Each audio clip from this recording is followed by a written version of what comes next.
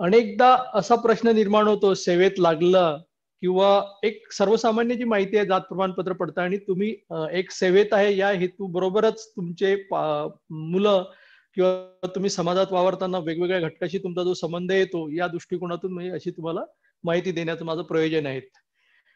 कारण आपण जात प्रमाणपत्र काढतो, एकंदरीत एखादी विद्यार्थी जात प्रमाणपत्र तेव्हा काढतो तो जेव्हा 10वीत मध्ये असेल तेव्हा, किंवा 10वीत जर नसेल काढलं तर तो 12वी मध्ये काढतो, किंवा 12वी मध्ये नसेल काढलं तर भविष्यात जेव्हा त्याला नोकरीची गरज असते त्यावेळेस काढतो. परंतु जात प्रमाणपत्र काढल्यानंतर आपल्याला त्याची जात वैधता प्रमाणपत्र काढावे लागतात, म्हणजे जात प्रमाणपत्राची पडताळणी करावी लागतात. आता जात प्रमाणपत्र आपल्याला हे मिळतं जिल्हाधिकारी कार्यालयामार्फत. सध्याचे जे सक्षम प्राधिकारी आहेत, उपविभागीय अधिकारी, त्याला एटीएम म्हणतात किंवा प्रांत अधिकारी म्हणतात वेगवेगळ्या विभागामध्ये. तर त्यांच्याकडून जे जातीचे प्रमाणपत्र मिळतं ते जातीचं प्रमाणपत्र जर आपल्याला 12वी मध्ये सायन्स घेतल्यानंतर BE ला प्रवेश घ्यायचा असेल, MBBS ला घ्यायचा असेल, किंवा व्यावसायिक अभ्यासक्रम आहे वेगवेगळे, B.Pharm आहे, D.Pharm आहे, त्याच्यानंतर जे काही व्यावसायिक अभ्यासक्रम असेल पदवी नंतरचे किंवा 12वी नंतरचे, त्या सर्व प्रवेशाकरता जात प्रमाणपत्र पडताळण्याची पडताळणी करून घ्यावी लागते. हे विद्यार्थ्यांसाठी झालं. त्याचप्रमाणे जो कोणी शासकीय नोकरीत लागलेला असेल त्याच्याकडे जर नोकरीच्या पूर्वी त्यांनी वैधता प्रमाणपत्र असेल तर ठीक, नाहीतर त्याला जात प्रमाणपत्राच्या आधारे परत वैधता प्रमाणपत्र पडताळणी करून घ्यावी लागतात. त्याचप्रमाणे जो कोणी आरक्षणाअंतर्गत निवडणुकीला उभा राहू शकत असेल, म्हणजे आपण बघितलं असेल नगरसेवक झालेत किंवा नगरसेवकाचे पद आरक्षित असतात, ग्रामपंचायतचे पद आरक्षित असतात, जिल्हा परिषदेअंतर्गत पद आरक्षित असतात, महानगरपालिकेमध्ये पद आरक्षित असतात.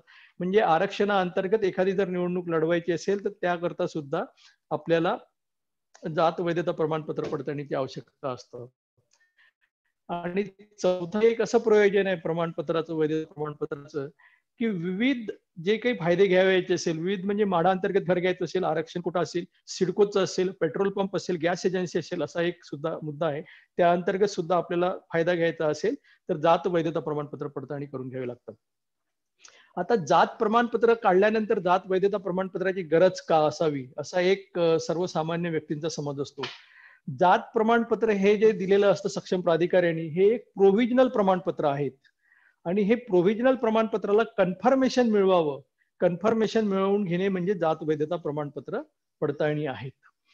पूर्वी आपल्याकडे ही गोष्ट नव्हती, पण 1985 ला माधुरी पाटील वर्सेस आदिवासी अतिरिक्त आयुक्त ठाणे आदिवासी विभाग यांची एक केस झाली महादेव कोळी, आणि ती सुप्रीम कोर्टामध्ये गेली. आणि सुप्रीम कोर्टामध्ये ज्या काही सर्वोच्च न्यायालयाने दिशानिर्देश दिले त्यानुसार आपल्याकडे काही बाबी निश्चित केल्या की या अंतर्गत आरक्षणाअंतर्गत फायदे घ्यायचे असेल तर जात वैधता प्रमाणपत्र पडताळणी करून घेण्याची गरज आहे. आता पहिला मुद्दा असा निर्माण होतो, याच्यामध्ये कोणाकोणाला माहिती हवी, सर्व शिक्षक आहेत की बाकी इतर व्यक्तींना हवी आहेत? हॅलो. त्याच्यानंतर याच्यामध्ये जात प्रमाणपत्र, पहिला मुद्दा आहे तो जात वैधता प्रमाणपत्र पडताळणीच्या आधी की जात प्रमाणपत्र कसे काढायचे. याच्यामध्ये आपल्याकडे सर्वसामान्य जातींचे जे प्रवर्ग आहेत, एक अनुसूचित जाती आहेत ज्याला आपण SC म्हणतो, अनुसूचित जमाती आहेत, आदिवासी झाल्यात, त्याच्यानंतर विमुक्त जाती आहेत, त्याच्यानंतर भटक्या जमाती आहेत, विशेष मागास प्रवर्ग आहेत आणि इतर मागास प्रवर्ग आहे, असे आपल्याकडे हे जातीचे प्रवर्ग आहेत. आणि त्या प्रत्येक जातीच्या प्रवर्गाला एक मानीव दिनांक दिलेला आहे. हा जो मानीव दिनांक आहे या मानीव दिनांकाच्या कालावधीमध्ये अर्जदाराच्या वाडवडिलांचे किंवा त्याच्या कुटुंबाचे वास्तव्य कुठे होते, हा सर्वाधिक महत्वाचा मुद्दा आहे जात प्रमाणपत्र काढताना. समजा एक व्यक्ती असेल आज मुंबईत राहत आहेत किंवा ठाण्यात आहे, पुण्यात आहे, कल्याणमध्ये आहे, परंतु 1950 ला त्याचे वाडवडील असे समजून चला की गडचिरोलीमध्ये होते किंवा सिंधुदुर्गमध्ये होते, आणि मूळ तो रहिवास असतो तो त्याचा गडचिरोलीतला झाला किंवा सिंधुदुर्ग झाला, तर त्याला जर जातीचे प्रमाणपत्र काढावयाचे असेल तर 1950 हा मानव दिनांक दिलाय अनुसूचित जाती करता, तर अनुसूचित जातीच्या व्यक्तीने त्याचे जातीचे प्रमाणपत्र काढताना त्याच्या मूळ गावी जाऊन ते काढावयाचे असते. त्याचा अर्थ याचा असा अर्थ झाला की तो जर गडचिरोली जिल्ह्याच्या वास्तव्यामध्ये 1950 त्याचे आई वडील राहत होते आणि काही नोकरीनिमित्त त्याचं स्थलांतर तिकडे झालं असेल तर त्याला ते आरक्षणाचा फायदा घेण्यासाठी जातीचं प्रमाणपत्र गडचिरोली जिल्ह्यामध्ये काढायचं. हे अनुसूचित जातीच्या बाबतीत झालं. अनुसूचित जमातीच्या बाबतीमध्ये असं आहे की त्यांना सुद्धा 1950च्या वास्तव्याची अट आहे. तर 1950ला त्यांच्या वाडवडिलांचं वास्तव्य जिथे स्थायी स्वरूपामध्ये होतं, म्हणजे तात्पुरते गेले होते असं नाही, पण ते वर्षासाठी 1950ला या ठिकाणी गेले होते, पण त्याच्या पूर्वीपासून ते 1948, 47, 49 पर्यंत एका विशिष्ट ठिकाणी राहत होते, तर त्या ठिकाणी त्याला ते जातीचं प्रमाणपत्र काढावं लागेल. त्याच्यानंतर विमुक्त जाती, भटक्या जमाती यांच्यासाठी 1961 वास्तव्याचा पुरावा आहे, त्या ठिकाणी त्यांचं जिथे वास्तव्य असेल तिथलं जातीचं प्रमाणपत्र काढायचं आहे. त्याच्यानंतर विशेष मागास प्रवर्ग म्हणजे एसबीसी आणि इतर मागास प्रवर्ग यांना 13 ऑक्टोबर 1967 ही तारीख आहे. या तारखेला त्यांचं वास्तव्य ज्या ठिकाणी राहत असेल त्या ठिकाणी त्यांना त्यांचे जातीचे प्रमाणपत्र काढता येतात. परंतु याच्यामध्ये असं आहे की मानवी दिनांक हा जरी प्रत्येकाला प्रत्येक जातीचा वेगवेगळा आहे, तर त्याच्यामध्ये असा अर्थ आहे की एससी आणि एसटीचं जे शेड्यूल आहेत राष्ट्रपती महोदयाच्या स्वाक्षरीने जे लागू झालेलं आहे ते 1950ला आहे. त्यामुळे त्याच्यामध्ये 1950 ची डेट वास्तव्याचा पुरावा मागितला जातो. आणि व्हीजेएनटी जी आहेत, व्हीजेएनटी साठी 1961 आहेत आणि ओबीसी आणि एसबीसी साठी 1967 वास्तव्याचा पुरावा, असा वेगवेगळी याच्यामध्ये भिन्नता आहेत. परंतु काही काला आपण असं गृहीत धरू की ओबीसीचा एक व्यक्ती 1967ला समजून त्याला तो मुंबईला होता, त्याचं वास्तव्य होतं, त्याच्या कुटुंबाचं वास्तव्य होतं, म्हणून त्याला मुंबईतच जातीचं प्रमाणपत्र मिळेल का? नाही. तो समजा नागपूरचा राहणार होता, परंतु त्याचे वडील नोकरीनिमित्त 1967ला तिथे गेले होते, म्हणून त्याला तिथे जातीचे प्रमाणपत्र मिळणार नाही, तर त्याचं मूळ गाव जे आहे नागपूर जिल्हा या ठिकाणी त्याला जातीचे प्रमाणपत्र काढावं लागेल. तर याचा अर्थ असा आहे की शिक्षण, रोजगार, कैद, कारावास याकरता किंवा व्यवसायानिमित्त जर तुमचे स्थलांतरण एका ठिकाणून दुसऱ्या ठिकाणी झाले असेल तर त्या ठिकाणी तुम्हाला जातीचे प्रमाणपत्र मिळणार नाही, ते तुमच्या मूळ गावी म्हणजे मूळ ठिकाणी वाडवडिलांचं जिथे वास्तव्य होतं त्या ठिकाणी तुम्हाला मिळेल. म्हणजे मानवी दिनांकाचं जे काही तुमचं वास्तव्य होतं त्या ठिकाणी तुम्हाला ते जातीचं प्रमाणपत्र काढावं लागेल. आता जातीचे प्रमाणपत्र आणि त्याच्या अंतर्गत असलेले आरक्षण, तर आपण बघितलं अनुसूचित जातीकरता 13% आरक्षण आहेत, अनुसूचित जमातीकरता 60% आरक्षण आहेत, फिजे अ साठी 3% आरक्षण आहे, भटक्या जमातीसाठी 2.5 आहेत, भजक क साठी 3.5 आहे, एनटीडी साठी 1 आहेत, एसबीसी साठी 2 आहेत आणि ओबीसी साठी 19% आहेत. अशी एकंदरीत आपण आरक्षणाची तरतूद बघितली तर 50% आरक्षण हे आपण राखीव ठेवलेलं आहे.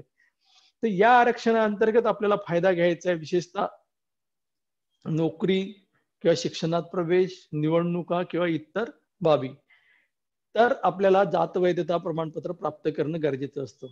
आता जात वैधता प्रमाणपत्र आपण कुठे प्राप्त करायचं आणि कशा पद्धतीने प्राप्त करायचं हा एक संभ्रम शक्यतो सर्वांच्या मनामध्ये असतो. तर जात वैधता प्रमाणपत्र जर आपल्याला प्राप्त करायचं असेल तर आपल्याकडे जे जातीचं प्रमाणपत्र आहे ते कुठल्या जिल्ह्याचं आहे. आपण मुंबईला राहत असताना मुंबईत जर जातीचे प्रमाणपत्र नाही काढले पण आपलं मूळ वास्तव्य जर दुसऱ्या जिल्ह्यातलं असेल तर असा प्रश्न अनेकदा निर्माण होतो. त्याच्यामुळे 1 सप्टेंबर 2012 पासून जात प्रमाणपत्र पडताळणीचे नियम लागू झालेत आणि त्या नियमाच्या अनुषंगाने असा मुद्दा आहे की तुमचं वास्तव्य ज्या ठिकाणी असेल त्या ठिकाणी वाडवडिलांचं वास्तव्य ज्या ठिकाणी असेल त्या ठिकाणी त्यांनी जातीचं प्रमाणपत्र काढायला पाहिजे. किंवा जातीचं प्रमाणपत्रच काढलेलं नाही तर जो कोणी आपल्या वाडवडिलांचं वास्तव्य जिथे होतं मग सांगितलेल्या तारखेनुसार एससीच्या बाबतीत, एससी एसटीच्या बाबतीत 1950, ओबीसीच्या आणि एसबीसीच्या बाबतीमध्ये 1967 आणि व्हीजेएनटीच्या बाबतीमध्ये 1961. तर ज्या ठिकाणी त्यांच्या वाडवडिलांचे वास्तव्य होते त्या ठिकाणावरून त्या व्यक्तीने जातीचे प्रमाणपत्र काढणे गरजेचे आहेत.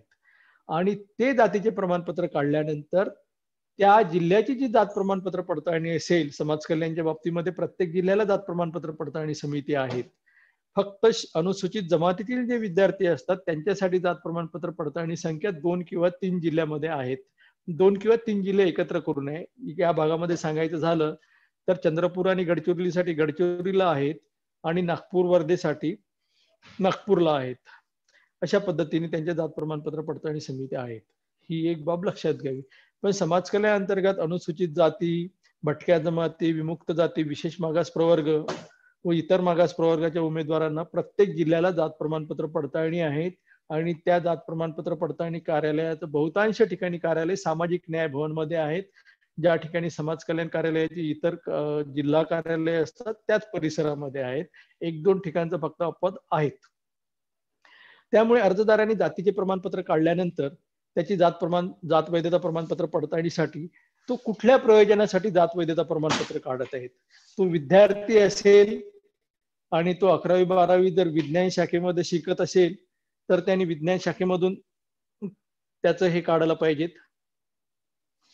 विज्ञान शाखेच्या प्राचार्यामार्फत त्यांनी आपला अर्ज वर्ग 12वी शिफारस करून समितीच्या कार्यालयात सादर करायला पाहिजेत. आता याच्यामध्ये थोडा बदल झालेला आहे. आता सर्व कागदपत्र CCVIS फेज 2 सुरू झालेलं आहे. याच्यामध्ये ऑनलाईन सादर करायचे आहेत. तरी त्याच्यामध्ये एक नमुना 15 असतं, त्याच्यावर प्राचार्याची स्वाक्षरी घ्यायची आणि ते सर्व कागदपत्र अपलोड करायचे आहे. अपलोड करून मग त्याची प्रिंट आउट कार्यालयामध्ये सादर करायची आहे. हे झालं विद्यार्थ्यांच्या बाबतीमध्ये. अर्ज सादर करताना काय काय कागदपत्र सादर केली पाहिजे. अर्जासोबत अर्जदारांनी आपले जातीचे प्रमाणपत्र, त्याचा शाळा सोडल्याचा दाखला, त्याच्या वडिलाचा शाळा सोडल्याचा दाखला, त्याच्यानंतर 2 शपथपत्र आहेत जे अत्यावश्यक आहे किंवा कंपल्सरी आहे. ते एका शपथपत्रामध्ये असा मसुदा असतो की तुमची वंशावळ असतात, तुमची जी वंशावळ असतात तर त्या वंशावळ त्याच्यामध्ये नमूद करावयाची असतं. त्याच्यामध्ये तुमची वंशावळ म्हणजे तुमची फॅमिली ट्री, पंजोबा कोण होते, आजोबा कोण होते, त्याच्यानंतर अर्जदार, असं नातेसंबंध प्रस्थापित करावं लागतं एका याच्यामध्ये. दुसरं एक शपथपत्र असतं, त्याच्यामध्ये कागदपत्र आपण दिलेली ही सर्व कागदपत्रे खरी आहेत याबाबतचं सत्यापन द्यावं लागतं. इथे कुठलेही खोटे कागदपत्र सादर केले नाही. मी प्रस्तावासोबत जी काही A ते Z पर्यंत कागदपत्र सादर केलेली आहे ती सर्व कागदपत्र खरी आहेत आणि खोटी आढळून आल्यास मी शिक्षेस पात्र राहील अशा प्रकारचं एक दुसरं शपथपत्र द्यावं लागतं. हे 2 शपथपत्र, अर्जदाराचा शाळा सोडल्याचा दाखला आणि जातीचे प्रमाणपत्र, असे 4 कागदपत्र हे कंपल्सरी आहेत. त्याच्यानंतर अर्जदाराच्या वडिलाचा शाळा सोडल्याचा दाखला, अर्जदाराचे वडील जर शाळा शिकलेले नसेल तर ते अशिक्षित असलं तर शपथपत्र सादर करायचं असतं. त्याच्यानंतर अर्जदाराचे आजोबा यांचा शाळा सोडल्याचा दाखला किंवा इतर कोणी नातेवाईक असेल त्यांची शाळा सोडल्याचे दाखले, हे झाले शाळा विषयक पुरावे. त्याच्यानंतर महसूल विषयक पुराव्यामध्ये एक जन्म नोंद दाखला असतो. ग्रामीण भागामध्ये त्याला कोतवाल बुकाची नक्कल म्हणतात. तर कोतवाल बुकाची नक्कल किंवा शेतीचे अधिकार अभिलेख झालं किंवा P1 झालं, हक्क नोंदणी झालं, या प्रकारचे अनेक असे कागदपत्र असतात. ती कागदपत्र तिथे सादर करायची असतात.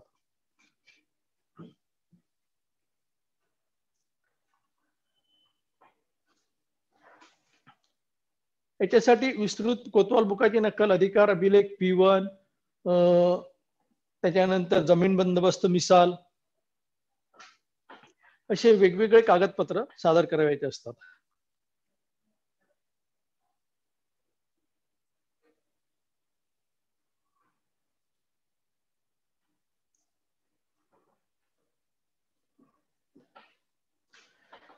कागदपत्र हे जे आहेत याचा अर्थ एवढाच असतो की तुमच्या जातीच्या बाबतीत निर्णय घेताना सक्षम समिती जी आहे ती एका निर्णयाप्रत पोहोचली पाहिजे. त्यामुळे अर्जदारांनी आपल्या ज्या जातीच्या समर्थनार्थ आपण दावा करत आहेत त्या समर्थनार्थ त्या समितीचं समाधान होईल आणि ते एका निष्कर्षाप्रत पोहोचू शकेल या अनुषंगाने त्यांनी जातीचे पुरावे सादर करावेत. बरेचदा ज्या जुन्या खरेदी विक्री खत असतात, खरेदी विक्रीचे पेपर आहेत, त्याच्यामध्ये त्या अर्जदाराचे वाडवडील असेल, आजोबा असेल, पंजोबा असेल, यांची नाव आणि जात सुद्धा नमूद असतात. म्हणजे खरेदी खत सुद्धा सादर करू शकतात. प्रदेश परत्वे वेगवेगळे कागदपत्र असतात. कुठे लोकसंख्येची नोंद चं पुस्तक आहेत मराठवाड्याच्या भागामध्ये, विदर्भाच्या भागामध्ये कोतवाल बुकाची नक्कल आहेत. तर अनेक जसे जसे महसूल भाग आहेत आणि ज्या ज्याप्रमाणे प्राचीन पूर्वी आपल्याकडे ज्या ज्या प्रदेश परत्वे वेगवेगळे राज्य होते त्याप्रमाणे तिथे रेकॉर्ड नोंदवला गेलेला आहे. तो रेकॉर्ड अद्यापही आहेत, बऱ्यापैकी तो रेकॉर्ड सापडतो, थोडा त्याचा शोध घ्यावा लागतो आणि एवढे पुरावे तिथे पुरेसे असतात. पण काही जातीच्या बाबतीमध्ये असा मुद्दा असतो की अर्जदाराची जात एक, वडिलाची जात एक आणि आजोबाची जात तिसरी. मग जो अर्जदार असतो तो आजोबाच्या जातीचा दावा करतो. मग जेव्हा तो आजोबाच्या जातीचा दावा करतो तर तेव्हा त्याला आजोबाच्या जातीचे पुरावे, सक्षम पुरावे सादर करायला हवे. नुसता आजोबाच्या जातीचा एक कागद सादर केला तर होणार नाही, त्याच्या समर्थनार्थ त्याला थोडे जादा पुरावे सादर करावे लागतात. हा झाला एक मुद्दा. आणि समजा काही असे असतात की विमुक्त जाती, भटक्या जमातील किंवा इतरही समाजातील काही व्यक्ती असतात की त्यांच्याकडे काहीच कागदपत्र नसतात. त्यांच्याकडे कागदपत्र नसल्यामुळे काय त्यांनी जातीचे प्रमाणपत्र प्राप्तच करू नये किंवा जात वैधता प्रमाणपत्र पडताळणी करूच नये आणि लाभापासून वंचित राहावे का, असा एक प्रश्न शक्यतो निर्माण होतो. परंतु यामध्ये असा मुद्दा आहे की समजा एखाद्या व्यक्तीकडे जातीचे प्रमाणपत्र नसेल आणि त्याच्याकडे कुठलेही कागदपत्र नाही तर त्यांनी काय करायचं. त्यांनी जात प्रमाणपत्र करूच नाही का? तसा मुद्दा नाही आहे.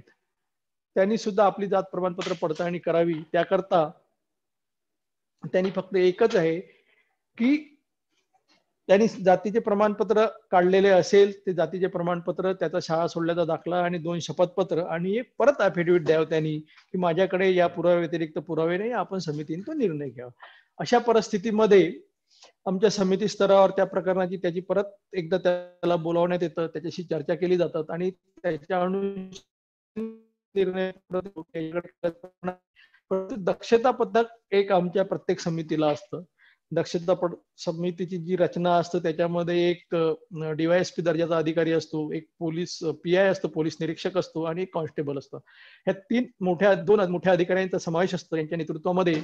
अशा प्रकरणामध्ये किंवा संशयात्मक प्रकरणे किंवा ज्यांच्याकडे जातीचे दाखले नाहीत अशा प्रकरणामध्ये त्यांची गृह चौकशी करून त्याचे नातेवाईकाचे बयान, समाजातील ज्या भागात राहतात त्या भागातील ज्येष्ठ व्यक्तींचे बयान घेऊन त्याच्या जातीच्या निष्कर्षापर्यंत पोहोचण्याचा प्रयत्न दक्षता पथकाच्या मार्फतीने करण्यात येतात. या आपला एक मुद्दा सांगायचा राहिला होता, ज्याप्रमाणे जातीचे प्रमाणपत्र हे उपविभागीय अधिकारी DO देतात, प्रांत अधिकारी देतात किंवा उपजिल्हाधिकारी दर्जाचा अधिकारी देतो, त्याचप्रमाणे जात वैधता प्रमाणपत्र पडताळणी ही एक व्यक्ती याच्यामध्ये नसून 3 व्यक्ती असतात. याच्यामध्ये समितीचे अध्यक्ष हे अतिरिक्त जिल्हाधिकारी निवड श्रेणी असतात, म्हणजे मंत्रालयातील सहसचिव दर्जाचे असतात, ते समितीचे अध्यक्ष असतात. आणि समितीमध्ये जे दुसरे सदस्य असतात ते समाज कल्याण विभागाचे उपायुक्त असतात, म्हणजे प्रादेशिक उपायुक्त या दर्जाचे असतात. आणि तिसरे जे अधिकारी असतात समितीचे सदस्य सचिव म्हणून असतात, जे सहाय्यक आयुक्त आहेत किंवा जिल्हा परिषदेला समाज कल्याण अधिकारी असतात त्या दर्जाचे असतात, म्हणजे सहाय्यक आयुक्त असतात. ते समितीचे सदस्य सचिव असतात. अशा 3 अधिकाऱ्यांची ही समिती असतं. आणि कुठलाही जो निर्णय आहे बहुमताने दिला जातो, म्हणजे 2 व्यक्ती एका बाजूला असेल तो निर्णय गृहीत धरला जातो, एक व्यक्ती जर असेल तर तो त्याचा निर्णय मान्य नाही होत, 2 मताचा निर्णय निर्गमित होतो. म्हणजे दोघा जणांनी अवैध केलं असेल तर ते प्रकरण अवैध झालं, दोघा जणांनी वैध केलं असेल तर ते प्रकरण वैध झालं. आणि बहुतांश प्रकरणामध्ये 3 जण वैधच निर्णय, तिघांचाच निर्णय असतो. एखाद्या ठिकाणी अपवादात्मक परिस्थितीत थोडाफार वैचारिक मतभेद असतो, तिथे 2 विरुद्ध 1 असा प्रकार होतो. ही झाली समितीची रचना. आणि समितीच्या रचनेच्या अनुषंगाने या समितीला मदत करण्यासाठी हे दक्षता पथक असतात.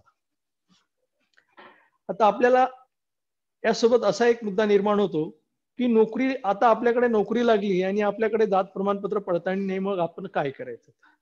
तर नोकरी लागल्यानंतर तात्काळ जात वैधता प्रमाणपत्र देण्याची काही गरज नाहीये. सामान्य प्रशासन विभाग, महाराष्ट्र शासन मंत्रालय यांचा एक निर्णय आहे की नोकरी लागल्यानंतर 6 महिन्याच्या आत आपण आपले जात वैधता प्रमाणपत्र समितीला, त्यांच्या सक्षम प्राधिकाऱ्याला सादर करायचे. म्हणजे नोकरीला कोणालाही रुजू होण्यापासून कोणी रोखू शकत नाही. अनुसूचित जमाती वगळून उर्वरित जातीतील प्रवर्गातील लोकांना त्याच्याकडे जात वैधता प्रमाणपत्र नाही आहे म्हणून त्याला नोकरीत रुजू होणार नाही का, असं नाहीये. त्याला रुजू होता येईल. फक्त त्याला तो रुजू झाल्याबरोबर त्याच्या सक्षम प्राधिकाऱ्याच्या माध्यमातून त्याचा जात प्रमाणपत्र पडताळणीचा प्रस्ताव संबंधित जात वैधता प्रमाणपत्र पडताळणी समितीकडे सादर करावा लागेल. आणि सादर केल्यानंतर त्याला 6 महिन्याच्या आत जात वैधता प्रमाणपत्र प्राप्त करून त्या सक्षम प्राधिकाऱ्याकडे सादर करावं लागेल. आणि 6 महिन्यामध्ये जर त्याचे जात वैधता प्रमाणपत्र प्राप्त झाले नाहीत किंवा अवैध झाले तर जी काही नियमानुसार कारवाई करायची आहे, त्याला नोकरीतून काढून टाकणे वगैरे त्याच्यावर होऊ शकतं. त्याच्यामुळे जो व्यक्ती नोकरीत लागतो, अनुसूचित जमाती वगळता, त्याला 6 महिन्याच्या जात वैधता प्रमाणपत्र सादर करावायचे आहेत. जे विद्यार्थी व्यावसायिक अभ्यासक्रमात प्रवेश घेतात, वैद्यकीय शिक्षणात MBBS, BAMS यांना प्रवेशाच्या वेळी जात वैधता प्रमाणपत्र द्यावायचे आहेत.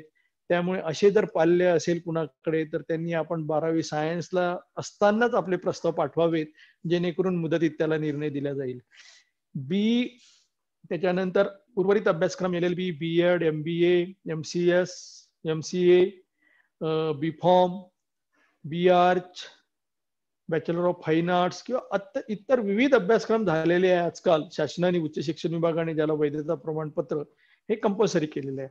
अशा सुद्धा अर्जदारकांनी 3 वर्ष लॉ डिग्री, 5 वर्ष लॉ डिग्री, BEd, MEd या सुद्धा अर्जदारांनी आपण जेव्हा त्या CET ला बसतो, तो तर सायन्सला नसतो तो विद्यार्थी, त्याच्यामुळे त्याच्याकडे वैधता प्रमाणपत्र नसतं. अशा विद्यार्थ्यांनी ते जेव्हा डिग्रीच्या शेवटच्या वर्षाला असतात किंवा सीईटीला ज्या वर्षी बसतात, त्या वर्षी त्यांनी सीईटीच्या परीक्षेला बसल्याच्या त्या ऍडमिशन कार्ड सोबत किंवा परीक्षेत बसलेल्या पुराव्यासोबत त्या वर्षी आमच्याकडे अर्ज करावा आणि त्याचा निकाल लागायच्या आसपास ते आमच्याकडून त्याला वैधता प्रमाणपत्र देण्याची कार्यपद्धती सध्या अस्तित्वात आहेत.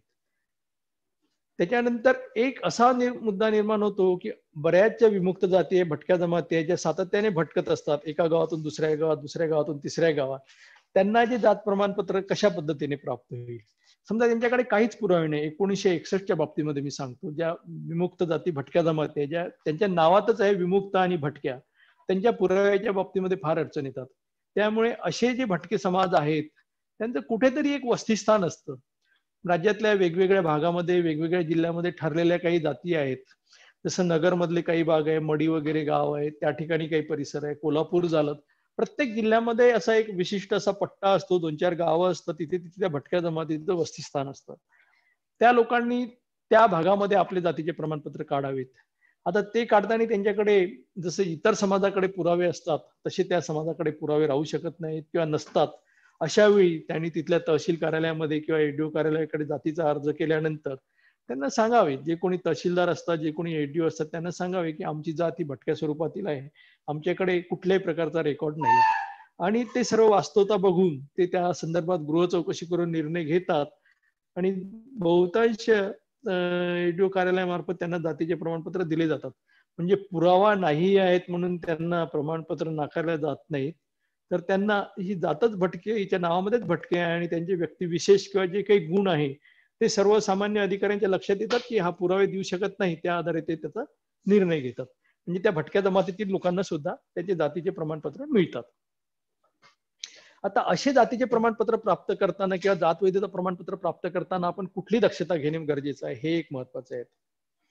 अनेकदा मार्केटमध्ये किंवा बाहेर आपल्याला असं वाटतं की हे प्रमाणपत्र किंवा हा कुठलाही कागद आपण तयार करू नये, शासकीय कार्यालयाच्या लाईन मध्ये लागू नये, कुणाला तरी हे काम सोपवावं आणि कुणाला तरी काम हे सोपवावं आणि ज्या व्यक्तीला आपण काम सोपवतो त्याला व्यवस्थेतले सर्व शॉर्टकट माहीत असतं आणि त्याला आपल्याकडून काही रक्कम मिळत असतो, त्यामुळे त्याचा तो व्यवसाय असतो आणि तो असे प्रमाणपत्र प्राप्त करण्यासाठी अनेक आयडिया किंवा कृत्य वापरतो आणि त्याच्या माध्यमातून तो प्रमाणपत्र प्राप्त करतो. आणि नेमकं ते प्रमाणपत्र प्राप्त करताना तुम्ही जर समजा पुण्यामध्ये राहतायत आणि तुमचं पुणा हे मूळ गावच नाहीये, आपण समजून चालू एससी समाजातील आहे किंवा ओबीसी मध्ये आहे.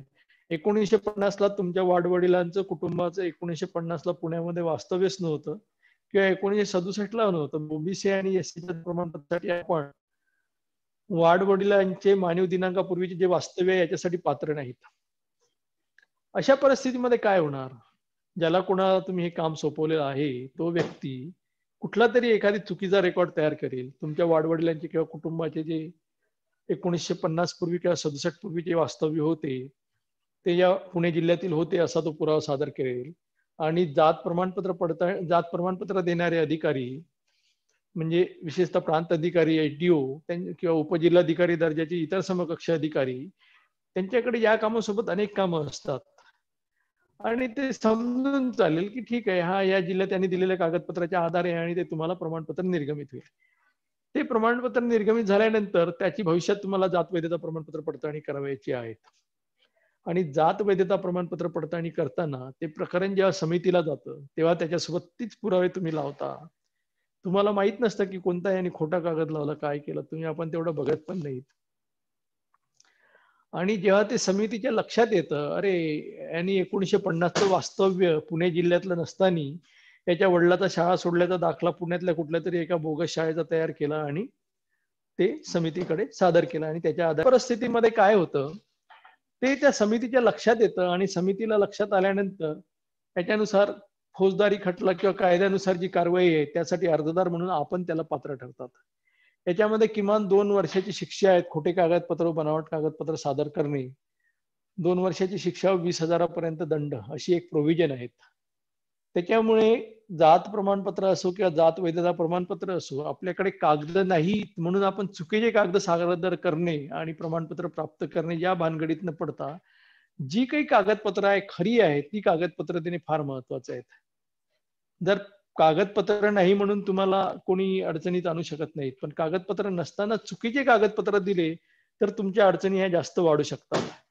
त्याच्यामुळे आपण कागदपत्र जी काही असेल तीच कागदपत्र द्यावी. खोटी दलालांच्या माध्यमातून, मध्यस्थांच्या माध्यमातून ती कागदपत्रे देऊ नये आणि चुकीच्या मार्गाचा अवलंब करू नयेत. चुकीच्या मार्गाचा जर अवलंब केला तर आपल्याला 2 वर्षाची शिक्षा व 20,000 दंड असं होऊ शकतो. आणि जर एखाद्या विद्यार्थी शालेय प्रवेश असेल, मेडिकलमध्ये असेल, MBBS किंवा इतर कुठल्याही अभ्यासक्रमामध्ये असेल तर त्याचा प्रवेश सुद्धा रद्द होऊ शकतो. आणि प्रवेश सुद्धा रद्द होऊ शकतो. नोकरीला असेल तर त्याची नोकरी सुद्धा जाऊ शकतं. निवडणुकीअंतर्गत निवडून आला असेल तर त्याचं सदस्यत्व सुद्धा रद्द होऊ शकतो. अशी अनेक प्रकरणे आजही महाराष्ट्राच्या याच्यामध्ये सुद्धा विधिमंडळामध्ये किंवा लोकसभेमध्ये काही जणांच्या जातीच्या प्रमाणपत्राबाबत तक्रारी आहेत. तक्रारीच्या अनुषंगाने अवैध आदेश दिल्यानंतर त्यांना उच्च न्यायालयामध्ये स्टे भेटलेला आहे. समजा तुमचं जातीचं प्रमाणपत्र जात पडताळणी समितीने अवैध ठरविलं, अवैध ठरविल्यानंतर काय? तर अवैध ठरविल्यानंतर त्या प्रमाणपत्राला जर अपील करावयात असेल, आपल्याकडे एक अपील प्राधिकार असतं. प्रत्येक गोष्टीचं एक पुढचं अपील प्राधिकार असतं. त्याच्या वरचं कार्यालय हे अपील प्राधिकार असतं. पण जात प्रमाणपत्र पडताळणीने एखादी जातीचं प्रमाणपत्र जर आपलं अवैध ठरलेलं असेल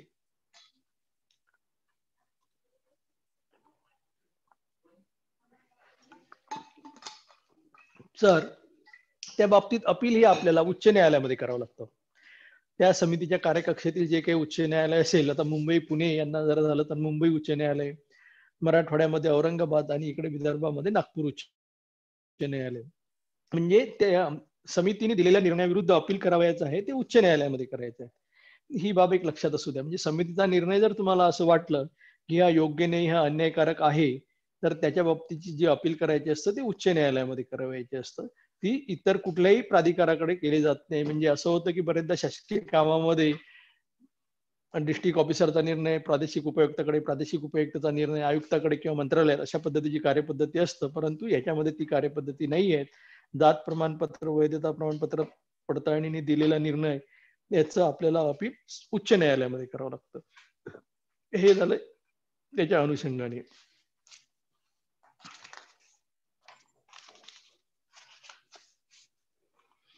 जात प्रमाणपत्र पडताळणीला जो अर्ज आपण करतो त्याच्यामध्ये जी काही माहिती आहे ती अचूक भरावी. त्याच्यामध्ये आपल्या प्रथा परंपरा ज्या काही असेल त्या नोंदवाव्यात, म्हणजे समितीला निर्णय घ्यायला सोपी होतात.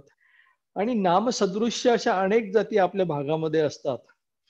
त्या नामसदृश्य जातीचे प्रमाणपत्र काढण्याचं अनेक ठिकाणी वेगवेगळ्या ठिकाणी असा एक प्रकार चालत असतो की आम्ही त्याच जातीचे आणि त्या जातीचे म्हणून आपण ते प्रमाणपत्र काढतात काही लोक, आणि भविष्यामध्ये मग त्याच्या याच्यावर एक टांगती तलवार असतं. त्यामुळे कुठल्याही जातीचं प्रमाण, ज्या खऱ्या जातीचं आपण आहोत त्या जातीचं प्रमाणपत्र काढायला पाहिजे. प्रमाणपत्र काढताना जी दक्षता घ्यायला पाहिजे ते ज्या भागामध्ये मानवी दिनांकाला राहत होते त्या भागाच्या सक्षम प्राधिकाऱ्याकडून काढायचं आणि त्यांनी त्याचा लाभ घ्यायचा. सक्षम प्राधिकाऱ्याच्या कार्यकक्षेत त्यांचा मानवी दिनांकापूर्वीचा अधिवास होता तरच तो सक्षम अधिकारी तुम्हाला जातीचं प्रमाणपत्र देईल. त्याच्या कार्यक्षेत्रात तुमचा अधिवास नव्हता तर तुम्हाला देणार नाही. आता याच्यामध्ये एक असा मुद्दा निर्माण होतो, अनेक व्यक्ती मोठ्या शहरामध्ये उत्तर प्रदेश, बिहार, मध्य प्रदेश म्हणून राहतात, तर त्यांना जातीचे प्रमाणपत्र कोण देणार? त्यांना जातीचे प्रमाणपत्र देण्याची प्रोव्हिजन आपल्या राज्यामध्ये आहेत. त्याच्याकडे फक्त मुद्दा असा आहे की तो ज्या मूळ राज्यातला आहे, समजा तो ओरिसा मधला आहे, तर ओरिसा मधून त्याच्या वडिलाकडे जर जातीचे प्रमाणपत्र असेल तर त्या प्रमाणपत्राच्या आधारे इथला सक्षम प्राधिकारी त्याला महाराष्ट्रामध्ये जातीचं प्रमाणपत्र देतो. परंतु त्या प्रमाणपत्राच्या आधारे त्या अर्जदाराला महाराष्ट्रात कुठलेही लाभ देय होत नाहीत. म्हणजे प्रमाणपत्र मिळतं पण त्याचा काही फायदा होत नाही. म्हणून अशा प्रकारचे प्रमाणपत्राच्या आधारे आरक्षण सुद्धा मिळत नाही. परंतु त्याला प्रमाणपत्र काढता येतं, त्याला त्याच्या गावाला जायची गरज पडत नाही. त्या प्रमाणपत्रावर पूर्वी लिहिलेलं असायचं की this certificate is not entitled any facility in this state. Maharashtra राज्यामध्ये कुठल्याही प्रकारचे फायदे या जात प्रमाणपत्राच्या आधारे अनुषंगाने मिळणार नाहीत, असं त्याच्यावर एक मुद्दा लिहिलेला असायचा. त्याच्यामुळे फक्त सर्टिफिकेट दिलं जातं, आणि त्या सर्टिफिकेटच्या आधारे तो इतर कुठे त्याला फायदे घ्यायचे असेल, इतर म्हणजे केंद्र सरकार अंतर्गत तो फायदे घेऊ शकतो. त्याच्यामुळे बाहेर राज्यातून जे कोणी व्यक्ती आपल्या इथे राहतात मागील 20 वर्ष, 25 वर्ष, 30 वर्ष, 40 वर्ष, तर त्यांना इथे आरक्षणाचा लाभ देय होत नाही. त्यांनी त्यांच्या मूळ गावी जाऊनच आरक्षणाचा लाभ घ्यावायचा आहे. त्यांचे वास्तव्य मानवी दिनांकापूर्वीचे आहे आणि फक्त ते इथे रोजगारानिमित्तच आले आहेत, त्यांना सुद्धा लाभ मिळणार नाही. त्यांचं मूळ वास्तव्याचं ठिकाण आहे, मूळ जर गाव विचारलं तर त्यांनी सांगितलं उत्तर प्रदेश प्रतापगड, तर मग त्या गावाशी अद्यापही त्यांची नाळ जुळलेली आहे. त्यांचे आई वडील वंशज त्या भागातले होते, वाडवडील तिथले होते आणि त्या इथे व्यवसाय करतात. व्यवसाय झाला की तिथे ते आपल्या गावाला नियमितपणे वर्षातून जात असतात. अशा व्यक्तींनी त्यांच्या मूळ गावामध्ये, मूळ राज्यामध्ये जातीचे प्रमाणपत्र काढावे आणि त्या अंतर्गत फायदे घ्यावेत. होतं काय की काही विद्यार्थी 11वी-12वी मध्ये असताना अशा प्रकारे गैरमार्गाने कुणाच्या माध्यमातून जातीचे प्रमाणपत्र काढतात आणि ते जातीचे प्रमाणपत्र पडताळणी समितीकडे ऐवज होतो आणि पडताळणी समितीकडे ते ऐवज झाल्यानंतर त्याला जो काही त्यांनी फायदा घेतला असेल, प्रवेश घेतला असेल, तो त्याचा रद्द होतो. त्यामुळे ज्यांचं मूळ वास्तव्य ज्या ठिकाणी आहे त्या ठिकाणीच त्यांनी हे घ्यावं, प्रमाणपत्र घ्यावे आणि फायदे घ्यावेत. याच्यामध्ये आपल्याकडे एक जात प्रमाणपत्रामध्ये 2 मुद्दे आहेत. महाराष्ट्रात आरक्षण घ्यायचं असेल म्हणजे फक्त मी अनुसूचित जाती जमाती वगळून इतरांच्या बाबतीत मध्ये बोलतो. कारण महाराष्ट्रामध्ये इतर मागासवर्गाच्या यादीमध्ये ज्या काही जाती आहेत,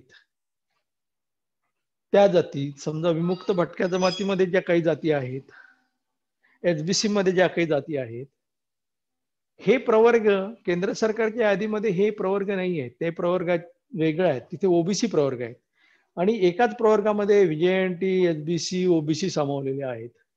त्याच्यामुळे जातीचा क्रमांक हा वेगळा असतो. अशा प्रकारे जर आपल्याला केंद्र सरकाराअंतर्गत आरक्षण घ्यायचं असेल, केंद्र सरकारचे विविध प्रोजेक्ट आहेत, म्हणजे विविध प्रकारचे प्रकल्प आहेत, म्हणजे केंद्र सरकारच्या नोकऱ्या झाल्या किंवा इतर बाबी झाल्या, तर आपल्याला केंद्र सरकारच्या नमुन्यात जातीचं प्रमाणपत्र प्राप्त करावं लागतं. जे विद्यार्थी नीटला बसतात त्यांच्या लक्षात असेल, त्यांना केंद्र सरकारच्या प्रपत्रात जातीचे प्रमाणपत्र प्राप्त करावं लागतं आणि त्या जातीच्या प्रमाणपत्रा आधारे त्याला आरक्षण घ्यावं लागतं. म्हणजे केंद्र सरकार अंतर्गत जर तुम्हाला नोकरी करायची असेल तर तुम्ही त्यांच्या जातीच्या प्रमाणपत्र काढलं पाहिजे. कारण राज्य सरकारचा जातीचा प्रपत्राचा नमुना हा वेगळा आहे, केंद्र सरकारचा जातीचा प्रमाणपत्राचा नमुना हा वेगळा आहे. दोनही नमुन्यामध्ये फरक आहेत. तुमच्या जातीचा जो क्रमांक असतो त्याच्यामध्ये सुद्धा फरक आहेत. महाराष्ट्रामध्ये वेगळा असतो, केंद्रामध्ये वेगळा असतो. त्याच्यानंतर काही जातीच्या प्रवर्गामध्ये सुद्धा फरक पडतो. कारण जर आपण बघितलं, कोष्टी एसबीसी ही मध्ये येतात आपल्याकडे, हलबा कोष्टी एसबीसी मध्ये येतं, पण केंद्र शासनाच्या यादीमध्ये ती ओबीसी मध्ये येतं. त्याच्यामुळे तिथला तिचा क्रमांक वेगळा आहे. त्यामुळे केंद्र सरकार अंतर्गत जर आपल्याला फायदे घ्यायचे असेल तर केंद्र सरकारच्या नमुन्यातील जातीचे प्रमाणपत्र काढावे आणि ते बँक झालं, रेल्वे झालेत किंवा केंद्र सरकार अंतर्गत ज्या काही प्रकारच्या संस्था आहेत किंवा नोकरी करायची असेल तिथे केंद्र सरकारच्या नमुन्यातील जातीचे प्रमाणपत्र सादर करावेत. कोणाची काही शंका या संदर्भात?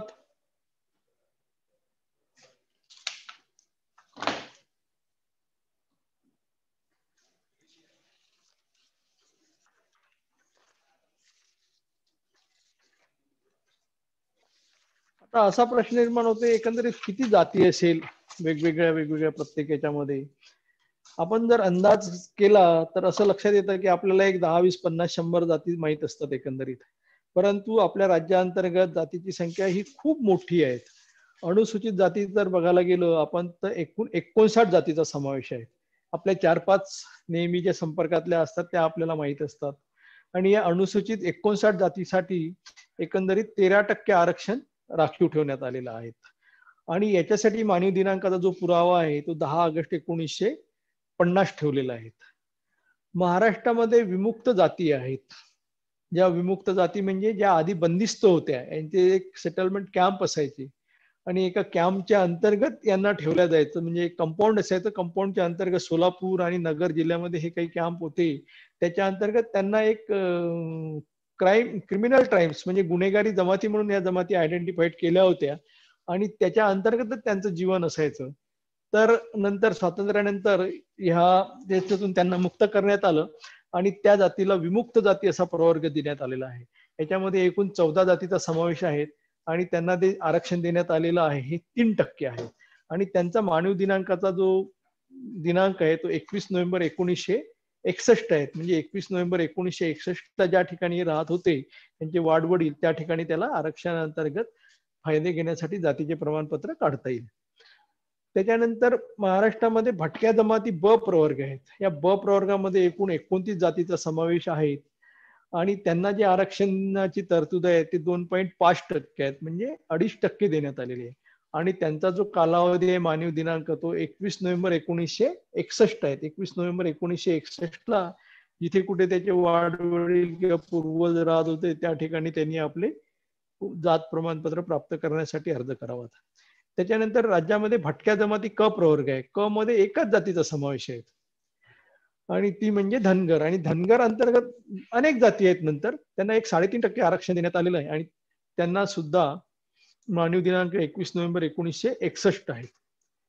इतर राज्यामध्ये महाराष्ट्रात परत भटक्या जमाती ड प्रवर्ग असून त्याच्यामध्ये सुद्धा एकाच जातीचा समावेश आहे, वंजारी, वंजार, वंजारा. आणि याच्यामधलं जे आरक्षण देण्यात आलेलं आहे ते 2% देण्यात आलेलं आहे आणि त्याच्या अंतर्गत मानव दिनांक आहे तो 21 नोव्हेंबर 1961 आहेत. त्यानंतर महाराष्ट्रामध्ये मुख्य जात आहेत, मुख्य प्रवर्ग आहेत तो ओबीसी इतर मागास प्रवर्ग आपण ज्याला म्हणतो. त्याच्यामध्ये जवळजवळ 1 ते 350 जाती आहेत समावेश करण्यात आला आहे आणि 350 जाती आहे त्याचा जो मानव दिनांक आहे तो 13 ऑक्टोबर 1967 आहेत. म्हणजे 13 ऑक्टोबर 1967 ला जिथे कुठे राहत होते त्याचे वडील वाडवडील त्या ठिकाणी त्याचे प्रमाणपत्र काढायचे आहेत.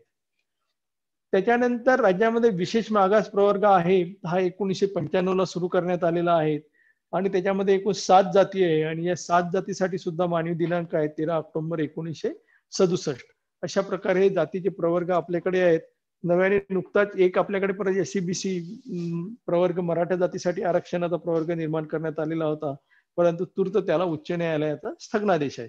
परंतु तो सुद्धा एक आहे आणि त्याच्यासाठी सुद्धा मानव दिनांकाचा पुरावा 13 ऑक्टोबर 1967 असाच आहे. सांगायचं म्हणजे जातीचे प्रमाणपत्र काढताना ज्या 2 दृष्टिकोनातून त्या अर्जदाराकडे बघितलं जातं. पहिला दृष्टिकोन असा आहे की ज्या जातीचा तो दावा करतो ती जात खरी आहेत का, म्हणजे खरी म्हणजे त्याचीच आहेत का, का तो उच्च वर्गातील असताना जर त्या जातीचा दावा करत नाहीत, तो आरक्षणास पात्र नसताना तर आरक्षण मिळवण्याचा प्रयत्न करत नाहीत. हा एक दृष्टिकोन. म्हणजे ज्या जातीचा तो दावा करतो तो त्या जातीचा आहे किंवा नाही हा एक मुद्दा. आणि दुसरा एक मुद्दा असा असतो तो ज्या जातीचा दावा करतो त्या जातीच्या दाव्याकरता जी काही रहिवासाची कालमर्यादा नमूद केलेली आहे त्या कालावधीपासून तो त्या ठिकाणी राहतो काय, त्या सक्षम प्राधिकाऱ्याच्या कार्यक्षेत्रात राहतो काय, किंवा तो राहणारा दुसऱ्या ठिकाणचा आहे. उदाहरणार्थ म्हणून आपण उत्तर प्रदेश, बिहार, मध्य प्रदेशचे लोक राहणारे आहेत आणि ते आपल्या राज्यामध्ये जातीचा दावा करत आहेत तर ते योग्य होणार नाहीत. म्हणजे दुसरा अँगल जातीबरोबर त्याचं वास्तव्य त्या कालावधीपासूनच आपल्या राज्यात आहे काय हा सुद्धा बघण्यात येतो. बरेचदा असं होतं की समितीकडे आम्ही कागदपत्र दिले आहे, आमच्या जातीच्या कागदपत्रावर अशी जात नमूद आहे आणि ते आम्हाला तुम्ही राहत होते का वास्तव्याचे पुरावे मागतात. तर हे दोन्ही बाबी समान महत्वाच्या आहेत, सारख्याच महत्वाच्या आहेत. ज्या जातीचा दावा करता ती तुमची जात आहेत का, आणि ज्या जातीच्या प्रमाणपत्राची मागणी करत आहे त्या प्रमाणपत्रासाठी जो मानव दिनांक नमूद केलेला आहे त्या मानव दिनांकापूर्वीपासून तुम्ही त्या ठिकाणी राहत आहेत काय. कारण आपण अनेकदा ऐकतो स्थानिकांना आरक्षण, स्थानिकांना नोकऱ्या, स्थानिकांना हे. तर असं असताना असं होईल की आपण बाहेरच्या लोकांना जर जातीचे प्रमाणपत्र दिले आणि जातवैधता प्रमाणपत्र दिले तर उद्या स्थानिक लोकांना मिळणार नाहीत. आणि मुंबईमध्ये महाराष्ट्रातील नव्हे तर भारतातील लोक राहतात. मग प्रत्येकाने जर मुंबईमध्ये जातीचं प्रमाणपत्र काढलं आणि तिचे काही शासकीय लाभ घेण्याचा प्रयत्न केला तर एवढ्या मोठ्या लोकांना द्यावं लागेल. त्याच्यामुळे त्याचं जे जातीचं प्रमाणपत्र आहे ते त्यांनी आपापल्या भागामध्ये काढावं असं त्याचा अर्थ आहे. त्याच्यासाठी प्रत्येकाने त्याचं वास्तव्य ज्या ठिकाणी आहे त्या ठिकाणी जातीचे प्रमाणपत्र काढणे गरजेचे आहेत. अनेकदा जात प्रमाणपत्र पडताळणी कार्यालयात असा एक समज असतो लोकांना की तिथे तात्काळ काम होत नाहीत किंवा बराच कालावधी लागतो, बराच वेळ खाऊपणा होतात. असं नसतं. दिलेले पुरावे हे बरोबर आहेत का, पुराव्याची पडताळणी करणे, प्रत्यक्ष त्यातले काही पुरावे निर्गमित आहेत का, जात प्रमाणपत्र प्रत्यक्ष निर्गमित झालं आहेत का, ह्या सर्व बाबी बघाव्या लागतात. त्यामुळे जात प्रमाणपत्र पडताळणीला दिलेल्या अर्जावर तात्काळ निर्णय भेटणं थोडं अपेक्षित असतं. एक त्याच्यासाठी शासनाने कालमर्यादा ठरवून दिलेली आहे. विधिमंडळामध्ये जेव्हा हे नियम पास झाले, त्या नियमामध्ये असं लिहिलेलं आहे की 3 महिने हा कालावधी दिलेला आहे आणि एखाद्या प्रकरणामध्ये वाढीव कालावधी 2 महिने दिलेला आहे. जवळपास 5 महिन्याचा कालावधी दिलेला आहे. आणि प्रत्येक समितीच्या वतीने एक 90 ते 95% लोकांना 5 महिन्याच्या गरज पण पडत नाही. 1, 2, 3 महिन्यामध्ये निर्णय दिला जातो. काही जाती अशा असतात की संशयास्पद असतात, नामसदृशपणाचा फायदा घेण्याचा प्रयत्न करतात. दुसरे धर्मीय असताना ते या धर्मातला आहो असं म्हणून फायदा घेण्याचा असतात. त्या ठिकाणी थोडा वेळ लागतो. त्यामध्ये असा परत एक मुद्दा लागतो, इतर मागासवर्गीय प्रवर्गामध्ये कुठल्याही प्रकारचं धर्माचं बंधन नाही. इतर मागास प्रवर्गामध्ये जी काही यादी आहे त्यामध्ये सर्व धर्मीय लोक येतात. सर्व धर्मीय म्हणजे हिंदू झालेत, जैन झालेत, मुस्लिम झाले, हे त्यांना म्हणजे ओबीसीच्या यादीवर धर्माचं बंधन नाही आहे. ओबीसीच्या यादीमध्ये अनेक मुस्लिम जाती आहेत, बागवान आहेत, जुला आहे, मुमीन आहेत, फकीर आहेत, ह्या जाती समाविष्ट आहेत. म्हणजे जवळजवळ 20-25 मुस्लिम जाती ओबीसीच्या यादीमध्ये समाविष्ट आहेत. आणि अनुसूचित जातीच्या यादीमध्ये जर कोणी असेल तर फक्त हिंदू धर्मातील लोक आहेत. कारण अनुसूचित जातीमध्ये भेदभाव, अस्पृश्यता हा जो मुद्दा होता त्या आधारावर ते शेड्यूल बनलेला आहे. तर अस्पृश्यता किंवा भेदभाव हा हिंदू धर्मामध्ये पाळला जात होता. त्यामुळे जो कोणी अनुसूचित जाती अंतर्गत फायदा घेण्याचा लाभ करतो तो हिंदू किंवा पूर्वाश्रमीचा हिंदू, आताचा हिंदू किंवा बौद्ध धर्मीयच असू शकतात. म्हणजे एखादी म्हणून किंवा शीख धर्मीय असू शकतात, मुस्लिम धर्मीय असू शकत नाही. मुद्दा लक्षात घ्या, मुस्लिम धर्मीय अनुसूचित जातीच्या यादीमध्ये असू शकत नाही, कारण तिथे कुठल्याही प्रकारची अस्पृश्यता किंवा भेदभाव ही नव्हता. त्याच्यामुळे अनुसूचित जातीमध्ये जे लाभार्थी असतात ते हिंदू धर्मीय असतात किंवा बौद्ध धर्मीय असतात किंवा शीख धर्मीय असतात. इतर धर्मियाकरता ती नाहीत. मुस्लिम धर्मातली कुठलीही जात ही अनुसूचित जातीच्या यादीमध्ये नसतात. त्याचप्रमाणे अनुसूचित जमातीची जी यादी आहेत त्याला सुद्धा असलं प्रवर्गाचं बंधन नाही आहे. त्याच्यामध्ये आदिवासीमध्ये मुस्लिम समाजातील सुद्धा काही जाती आहेत, काही भटक्या जाती पण असतात, पारधी वगैरे जे भटकत पण असतात आणि जंगलात पण राहत असतात, अशा पण जाती आहेत. त्यांच्या मर्यादा वेगळ्या आहेत. प्रत्येकाने आपले जे जुने पुरावे आहेत, जे कधी मिळतात किंवा मिळू शकतात किंवा मिळवता येतात असे पुरावे ग्राह्य ठरणे, ते फ्रीज करणे, त्यांचं लॅमिनेशन करणे आणि ते आपल्याकडे जेवढं पैशाचं मूल्य आहे त्याच्यापेक्षा जास्त मूल्य आहे असं समजून त्यांचं व्यवस्थित जतन करणे, त्याचे झेरॉक्स प्रती काढून ठेवणे, हे प्रत्येकाने करायला पाहिजेत. कारण काय होतं, जेव्हा गरज पडतं तेव्हा मग आपण पाणी पिण्याची गरज पडतं तेव्हा विहीर खोदतो, असा एक प्रकार जात प्रमाणपत्राच्या बाबतीत होतं. आता आपला मुलगा छोटा आहे, आता काही गरज नाही, परंतु जेव्हा केव्हा गरज असेल तेव्हा तुमच्याकडे कागदपत्र राहत नाहीत. त्याच्यामुळे जात प्रमाणपत्र हे अर्जदाराला कधी काढता येतं. मुलगा 1 वर्षाचा, 2, 4, 5 वर्षाचा, शक्यतोवर 5वी 6वी पासून, पहिलीपासून पण मागतात. त्याच्यामुळे जात प्रमाणपत्र अर्जदाराला कधी काढता येतं. त्याच्यामुळे त्यांनी कागदाची जुळवाजुळव करून ठेवावी आणि जात कागदपत्रे आपली पूर्ण करून ठेवावीत. म्हणजे वेळेवर जेव्हा गरज पडेल तेव्हा त्याला कुठल्याही प्रकारची अडचण येणार नाहीत.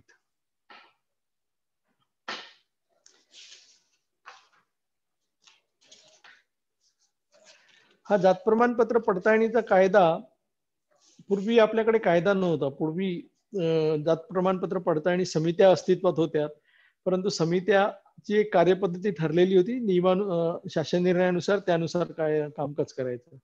परंतु माधुरी पाटील विरुद्ध अतिरिक्त आयुक्त ठाणे आदिवासी विभाग ही जी केस होती, जेव्हा उच्च न्यायालयात गेली त्यावेळेस उच्च न्यायालयाने जे काही दिशानिर्देश दिले तेव्हापासून मग याच्या बाबतीत थोडी सुसूत्रता निर्माण झाली. आणि सुसूत्रता निर्माण झाल्यानंतर मग याच्यासाठी कायदा झाला 2000ला.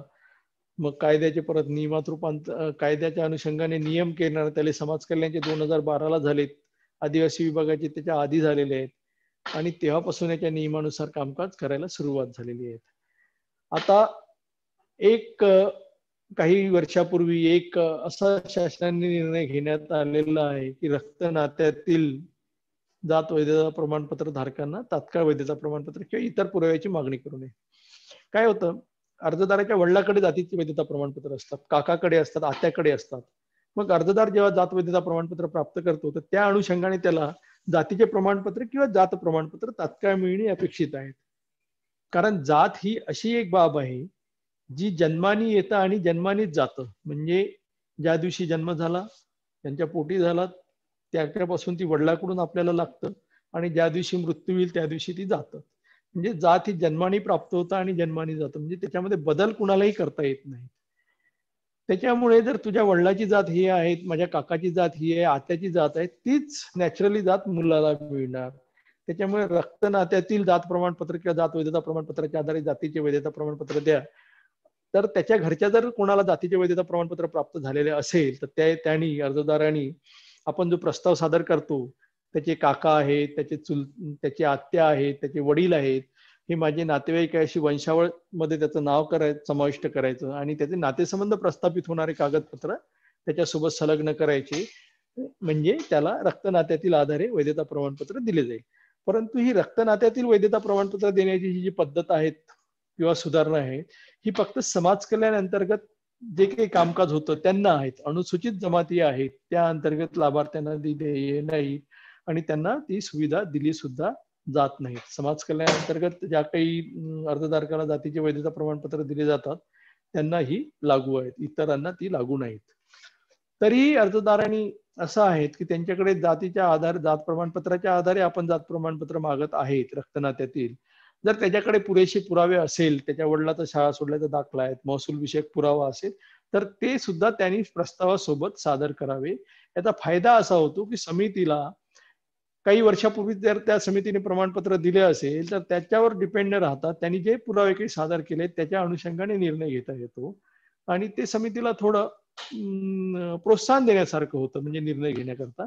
म्हणून जादा पुरावे जोडल्यास समिती योग्य निर्णय तात्काळ घेण्यात म्हणजे समर्थ असतात. म्हणून त्यासाठी जादा पुरावे अर्जदारांनी जोडावेत. नुसतं एक वैधता प्रमाणपत्र आहे, भावाला दिलं म्हणून तू कागद जोडायचा आणि म्हणायचा हा माझा भाऊ आहे, वैधता प्रमाणपत्र द्या. जर तुमच्याकडे पुरावे असेल तर ते पुरावे सुद्धा जोडावेत, म्हणजे सबळ पुराव्या आधारे त्यांना निर्णय घेणे शक्य होईल. या बाबतीत कोणाला काही शंका? नमस्ते सर, दिव्यांग कल्याण आयुक्तालयातून बोलते मी. सर आपलं हॅलो हॅलो सर, आवाज येतोय आपल्याला? हा येतो. हा सर, चॅट बॉक्स मध्ये आपल्याकडे क्वेश्चन्स आलेले आहेत, पण जर आपलं व्याख्यान संपलं असेल तर आपण प्रश्नोत्तर सेशनला सुरुवात करूयात. चालेल ना, करा ना, प्रश्नोत्तर सेशनला सुरुवात. ओके, ठीक आहे. ठीक आहे सर, पहिला प्रश्न आहे, आपल्याला कास्ट सर्टिफिकेट काढण्यासाठी स्वतःचे लिव्हिंग सर्टिफिकेट आवश्यक आहे का आणि नसल्यास काय करावे? अर्जदाराच्या जातीचे प्रमाणपत्राची तशी जातीचे प्रमाणपत्र काढताना त्याची काही गरज नाही आहे. तर त्याच्या वडिलांचे, त्याच्या आजोबांचे, त्याच्या काकाचे पुरावे सुद्धा ग्राह्य धरले जातात. अर्जदार मायनर आहे समजून त्याला मुलगा आहे, तो 1ली ते 10वी पर्यंत शिकत आहे, तर त्याचे शाळा सोडल्याच्या दाखल्याची गरज नाहीये. त्याच्या वडिलांचे, त्यांच्या आजोबांचे, त्यांच्या काकाचे, त्यांच्या आत्यांचे यांचे पुरावे गरजेचे आहेत आणि अर्जदारांनी त्याचा शाळा सुटल्याचा दाखला देण्याची गरज नाही. कारण एखादी विद्यार्थी 1ली मध्ये प्रवेश घेतो किंवा KG1 मध्ये प्रवेश घेतो आणि 10वी पर्यंत तो एकाच शाळेत असतो, त्याच्यामुळे त्यांनी कधीही तिथून शाळेचा दाखला काढलेला नाही. किंवा 1 ते 12वी पर्यंत तो एकाच शाळेत असतो, त्यामुळे त्यांनी तिथून कधी दाखला काढलेला नाही. अशा प्रसंगी त्यांनी आपला जन्माचा दाखला त्या ठिकाणी जोडावा. नव्याने वेगवेगळ्या ठिकाणी आधार कार्ड मागितलं जातं, त्याचं आधार कार्ड शक्यतो केलेलं असतं पालकांनी, ते आधार कार्ड जोडावं आणि बोनाफाईड सर्टिफिकेट जर असेल त्या शाळेच्या माध्यमातून ते मिळतं. हे 3 कागद जोडले तरी शाळेचा दाखला जोडण्याची गरज नाही. त्यांनी त्याच्या पालकाचे कागदपत्र जोडावेत. धन्यवाद सर. हॅलो, धन्यवाद सर. पुढचा प्रश्न घेते मी. ओके. समिती किती दिवसामध्ये जात वैधता प्रमाणपत्र प्रकरण निकाली काढेल? जात वैधता प्रमाणपत्र नियमामधली जी प्रोव्हिजन आहे मॅडम, त्याच्यामध्ये 3 महिने किमान आणि त्याच्यानंतर वाढीव अजून 2 महिने दिलेले आहे. असे एक 5 महिन्याचा कालावधी समितीला दिलेला आहे. आणि न्यायालयीन प्रकरणामध्ये न्यायालयाने दिलेल्या निर्देशानुसार असा एक कालावधी आहे. 3 ते 2 5 महिन्याचा कालावधी आहे. परंतु बहुतांश समित्या त्यांच्याकडे जे काही मनुष्यबळ असेल, जे काही अधिकारी असेल, काही ठिकाणी 15 दिवसामध्ये पण दिलं जातं. प्रकरण दिल्यानंतर 15 दिवस, 20 दिवस, 1 महिन्यामध्ये दिलं जातं. परंतु नियमानुसार 3 महिन्याच्या आत समितीने त्या प्रकरणावर निर्णय देणे गरजेचंच आहे. आणि वाढीव प्रकरणामध्ये एखाद्या अपवादात्मक प्रसंगामध्ये 5 महिन्याच्या आत समितीने निर्णय देणे कायद्याने बंधनकारक आहेत. समित्या राज्यात वेगवेगळ्या समित्याकडे काय कार्यक्षमता आहे त्याच्यानुसार प्रत्येक समिती आपापला निर्णय देत असतं. काही ठिकाणी मॅनपॉवरचा प्रॉब्लेम आहे, काही ठिकाणी अधिकाऱ्यांची कमतरता आहे, एकच अधिकारी आहेत, काही अधिकाऱ्यांकडे अतिरिक्त कार्यभार आहे. त्याच्यामुळे थोडंफार निर्णय देण्यामध्ये कमी जास्त कालावधी होतो. परंतु नियमानुसार जी प्रोव्हिजन आहे ती 90 दिवसाचा कालावधी, म्हणजे 3 महिन्याच्या आत समितीने प्राप्त प्रकरणावर निर्णय देणे गरजेचे आहे. आणि 3 महिन्याच्या आत जर आपल्या प्रकरणावर निर्णय प्राप्त झाला नाही तर आपण त्यांच्याकडे सेवा हक्क कायद्यानुसार दाद मागू शकता. धन्यवाद सर. पुढचा प्रश्न आहे, आईचे जात वैधता प्रमाणपत्र असेल तर तेच प्रमाणपत्र आईचे जात वैधता प्रमाणपत्र असेल तर ते ग्राह्य धरले जाते का, की वडिलांचेच जात वैधता प्रमाणपत्र आवश्यक आहे? आपल्या या संपूर्ण प्रकरणामध्ये किंवा आता जे काही मी माहिती आपणास दिली त्याच्यामध्ये एक महत्वाचा मुद्दा थोडा सुटला होता. आपण छान प्रश्न विचारला. आपल्याकडे जी काही परंपरा आहे जात ठरवण्याची ती वडिलांकडीलच कागदपत्राच्या आधारे आहेत. कायद्यामधली प्रोव्हिजन, भारतीय संस्कृती, भारतीय पुरुष प्रधान संस्कृती या सर्वांमध्ये जात ही वडिलांकडून ठरतं. त्याच्यामुळे वडिलांकडीलच पुरावे गरजेचे आहेत. आईची जी जात आहे किंवा आईची जात वैधता प्रमाणपत्र आहे ते अर्जदारकाला उपयोगी पडत नाही. ते त्याच्या तिकडे मामाकडील लोकांना फायद्याचं होऊ शकतं अर्जदारकाच्या, पण अर्जदाराचा भाऊ किंवा कुणालाही ते फायद्याचं होत नाही. आईच्या जात वैधता प्रमाणपत्राच्या आधारे किंवा इतरांना ते फायद्याचं होत नाही. त्यांना वडिलांकडील पुरावे द्यावे लागेल. त्याची काका झाली, त्याची आत्या झाली यांचे पुरावे द्यावे लागेल. पण अपवादात्मक परिस्थितीमध्ये एक हरिनायका म्हणून एक हे झालं की ते कोणाकडे वाढलं जो मुलगा आहे आणि आफ्टर बर्थ डिवोर्स असेल तर अशा अपवादात्मक प्रकरणामध्ये न्यायालयाने निर्णय दिल्यानंतर आईच्या कागदपत्राच्या आधारे निर्णय घेतला जातो. पण सरसकट मी माझ्या आईची जात लावतो आणि मला ती जात द्या अशी आपल्याकडे पद्धतीने नियमामधली कुठली तरतूद नाहीये. त्यामुळे जी काही कागदपत्र जोडायची आहे ती वडिलांकडील कागदपत्र जोडणे गरजेचं आहे. धन्यवाद सर. पुढचा प्रश्न आहे, उमेदवाराची खुल्या गटातून नेमणूक झाली असेल तर त्याला ओबीसी या प्रवर्गातून जात वैधता प्रमाणपत्र काढण्याची गरज आहे का, आणि ते ऑफिसला सबमिट करणं आवश्यक असते का? बघा, नोकरी अंतर्गत जर आपल्या जेव्हा काही नियुक्त्या होतात तेव्हा दोन प्रवर्ग म्हणजे एक राखीव प्रवर्ग आणि खुल्या प्रवर्गातून होतात. आता राखीव प्रवर्गामध्ये जेव्हा नियुक्ती होतं तेव्हा तो कुठल्या तरी प्रवर्गाचा असतो, अनुसूचित जाती जमाती, एसबीसी, ओबीसी, व्हीजेएनटी. तेव्हा त्यांना 6 महिन्याच्या आत वैधता प्रमाणपत्र सादर करणे कायद्याने बंधनकारक आहेत. हा एक मुद्दा झाला. परंतु एक ओबीसीचा उमेदवार आहेत आणि तो आरक्षित उमेदवार आहेत म्हणजे, परंतु त्याची खुल्या प्रवर्गामध्ये त्याची नियुक्ती झालेली आहे. तर त्याची नियुक्ती खुल्या प्रवर्गात झाल्यामुळे त्याला वैधता प्रमाणपत्र देण्याची गरज नाहीये आज, म्हणजे 6 महिन्याच्या आत वैधता प्रमाणपत्र देण्याची गरज नाहीये. परंतु ओबीसी अंतर्गत त्यांनी याचा फायदा घेतलेला असेल, वयोमर्यादेचा फायदा घेतलेला आहे, ओबीसी अंतर्गत त्यांनी फायदा घेतलेला आहे, तर मुद्दा निर्माण होतो त्यावेळेस त्याच्या वैधता प्रमाणपत्राची गरज असतं. आणि ते वैधता प्रमाणपत्र समित्या तपासून देतात, असं काही तपासून देत नाही. पण त्याची जी प्रायोरिटी असतं ती तेवढी प्रायोरिटी नसतं जे 6 महिन्याच्या आत जे दावे दिले जातात. बऱ्याच समित्या त्या इतर आता एससीचा एक व्यक्ती आहे समजून चालेल, एससी व्हीजेएनटी आणि एससी आणि व्हीजेएनटीचा, ते लागल्या खुल्या प्रवर्गामध्ये. आणि आता जरी त्याला प्रमोशन, त्याला राखीव प्रवर्गाचा मुद्दा नाहीये, पण भविष्यात जेव्हा त्याची पदोन्नती होतं तेव्हा त्याला राखीव प्रवर्गातून तो उमेदवार आलेला होता, म्हणजे राखीव प्रवर्गावर त्याची पदोन्नती द्यायची आहे, त्याच्यामुळे त्याची वैधता प्रमाणपत्र गरजेचं आहे. परंतु ओबीसीच्या व्यक्तीला पदोन्नती सुद्धा आरक्षण नाहीये आजच्या स्थितीमध्ये, त्याच्यामुळे त्याच्या वैधता प्रमाणपत्राची आज काही गरज नाहीये. ओबीसीचा व्यक्ती जर खुल्या प्रवर्गातून लागलेला असेल आणि त्याला पुढे भविष्यामध्ये पदोन्नतीला आरक्षण पण नाहीये, त्याच्यामुळे त्याला वैधता प्रमाणपत्राची गरज नाहीये. पण समितीने तपासूनच देऊ नये असं प्रकरण, असा मुद्दा नाही. समितीकडे प्राप्त होणाऱ्या प्रकरणावर निर्णय देणे हे समितीचं कामकाज आहे. समितीचं कामकाज जे आहे ते या पद्धतीचं आहे. त्याच्यामुळे समितीकडे प्राप्त झालेल्या दाव्यावर तू खुल्या प्रवर्गात लागला ओबीसी असताना, त्याच्यामुळे तुला वैधता प्रमाणपत्राची गरज नाही असं म्हणता येणार नाही. त्याला ते तपासून देणे गरजेचे आहे. तपासून पण दिल्या जातात. फक्त प्रायोरिटीचा जो मुद्दा आहे तो एक ठरू शकतं की त्यांच्याकडे जास्त काम असेल, आरक्षित प्रवर्गातले प्रकरण जास्त असेल, त्यावेळेस ते त्याला मागे पुढे करू शकतात. परंतु समितीने तपासून द्यायला पाहिजे आणि तपासून दिल्या जातात. म्हणजे खुल्या प्रवर्गात नियुक्ती आहे ओबीसी नाकारता येणार नाही कोणाला. प्रत्येक अर्ज जो प्राप्त झालेला आहे त्यावर तपासून द्यायला गरजेचं आहे.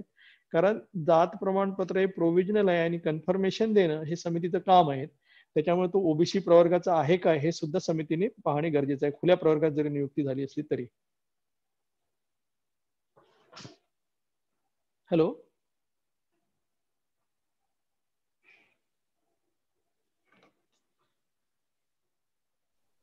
हा, धन्यवाद सर. पुढचा प्रश्न आहे, क्रीमी लेअर सर्टिफिकेट नसलेल्या मुलाला किंवा व्यक्तीला ओबीसी कॅटेगरी मधून फॅसिलिटी मिळतील का? जसे ऍडमिशन फॅसिलिटी आहेत किंवा आरक्षणाच्या फॅसिलिटी आहेत, तर त्या मिळतील का? नाही, याच्यामध्ये तुम्हाला ओबीसी अंतर्गत आणि व्हीजीएनटी आणि एसबीसी अंतर्गत तुम्ही त्या प्रवर्गाचे आहे याच्याबरोबर तुमची उत्पन्नाची मर्यादा किती आहे, म्हणजे तुम्ही नॉन क्रिमी लेअर मध्ये आहे की क्रिमी लेअर मध्ये आहे हे ठरवणं गरजेचं आहे. त्याच्या अंतर्गतच तुम्हाला फायदे भेटेल. तुम्ही जात वैधता प्रमाणपत्र काढलं, जात वैधता प्रमाणपत्र आहे, कास्ट सर्टिफिकेट आहे, जात वैधता प्रमाणपत्र आहे, परंतु तुमच्या पालकाचं उत्पन्न अमर्याद आहेत ओबीसी प्रवर्गात असताना, म्हणजे तुमचं स्टेटस जे आहे ते हाय आहे, तर तुम्हाला याच्यामध्ये फायदा भेटणार नाही. तुमच्याकडे नॉन क्रिमिलेअर सर्टिफिकेट नाही, तुम्ही म्हणजे क्रिमिलेअर मध्ये आहे, उच्च उत्पन्न गटातील आहे, तर तुम्हाला ओबीसी अंतर्गत आरक्षणाचे फायदे भेटणार नाहीत. त्याच्यामुळे उत्पन्नाच्या मर्यादे नॉन क्रिमिलेअर सर्टिफिकेट देण्याची जी काही कार्यपद्धती आहे त्या कार्यपद्धती अंतर्गत तुमच्याकडे प्रमाणपत्र असेल तरच तुम्हाला आरक्षणाचे फायदे भेटेल. हा मुद्दा ओके, निवडणुकीकरिता लागू होत नाही. निवडणुकीकरिता त्यांचं कितीही उत्पन्न असलं, ओबीसी जरी असले तरी ते निवडणुकीमध्ये उभं राहता येतं. परंतु नोकऱ्या आणि शिक्षण याच्यामध्ये नॉन क्रिमिलेअरचा मुद्दा लागू होतो, निवडणुकीमध्ये नाही होत. ओके, ते कंपल्सरीच आहे म्हणजे non creamy layer certificate non creamy layer गरजेचं. Okay sir. सर, पुढचा प्रश्न आहे, केंद्र सरकारचे जातीचे प्रमाणपत्र कसे काढावे, कुठून काढावेत आणि त्यासाठी कोणकोणते कागदपत्र आवश्यक असतात? केंद्र सरकारचे जातीचे प्रमाणपत्र जेव्हा आपण आपलं जे जातीचं प्रमाणपत्र काढतो राज्य सरकारचं, त्याचप्रमाणे केंद्र सरकारचं जातीचं प्रमाणपत्र तोच सक्षम प्राधिकारी असतो जातीचं प्रमाणपत्र देण्याचं, त्यांच्याकडेच काढायचं. फक्त तिथे मागणी करताना अशी करायची आहे की मला केंद्र सरकारच्या नमुन्यामध्ये जातीचे प्रमाणपत्र हवेत, हाच एक मुद्दा असतो. बाकी काही कार्यपद्धतीमध्ये बदल नसतो. शपथपत्र वगैरे सर्व कागदपत्र जी राज्य सरकारच्या जातीच्या प्रमाणपत्रामध्ये देतात तीच कागदपत्र तिथे तुम्हाला द्यावी लागतात. फक्त नंबर जो असतो तो बदल असतो. आणि काही जाती आहेत, म्हणजे मग सांगितलं कुष्टी झालं, गारपगारी झालं, वंजारी झालं, धनगर झालं, केंद्राच्या जातीच्या क्रमांक यांचे वेगळे असल्यामुळे त्याच्यावर यांचे प्रवर्ग आणि नंबर वेगळे पडतात. बस एवढा एक फरक असतो प्रोफार्मामध्ये थोडाफार. जो सक्षम प्राधिकारी राज्य सरकारचा जातीचं प्रमाणपत्र देतो, म्हणजे तुमच्या भागातला एडीओ किंवा प्रांत अधिकारी, तोच अधिकारी तुम्हाला केंद्र सरकारचे जातीचे प्रमाणपत्र देतो.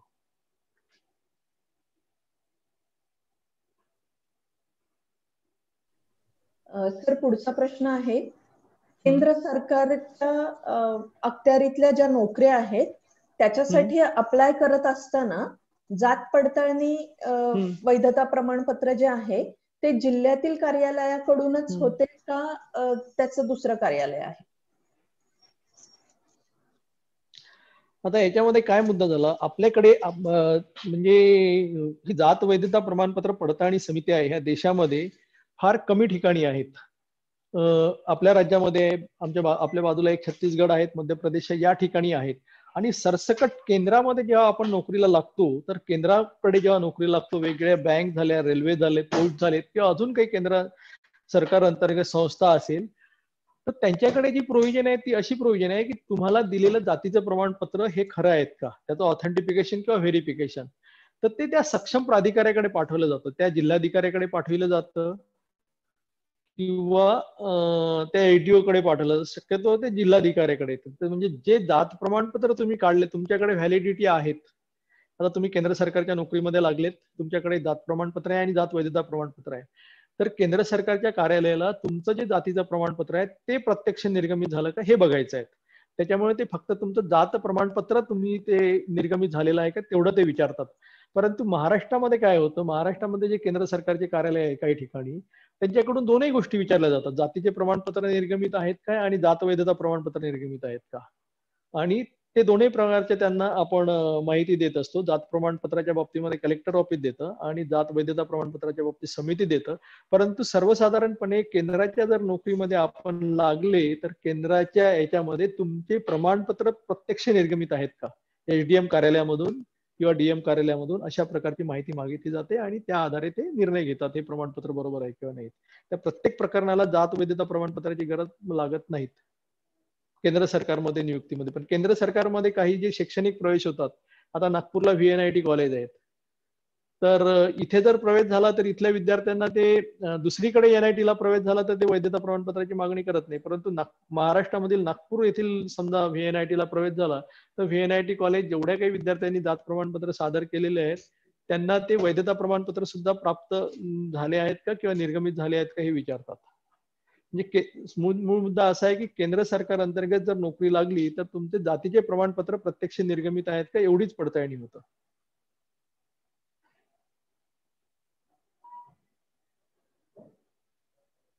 हॅलो.